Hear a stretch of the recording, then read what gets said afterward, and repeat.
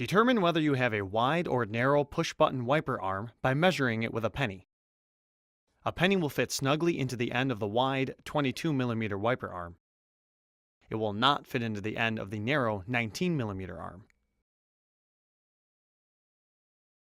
Before installation, remove the plastic protector from the blade rubber. With this arm type, it is necessary to remove the pre-attached adapter on the wiper blade and replace it as follows with adapter BC. Identify the release tabs on the pre-attached adapter. Using your index fingernails, pull both release tabs towards you. The pre-attached adapter will tilt towards you and disengage from the blade. Discard it.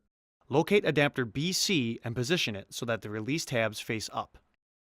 Tilt adapter BC back into the cavity in the blade until it clicks in place. Both release tabs must lock onto the blade before proceeding to the next step.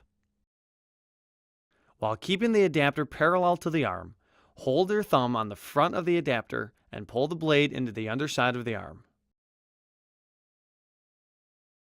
The button on the top of the adapter must lock into the hole in the top of the arm. Before use, make sure the wiper blade and adapter are locked onto the wiper arm.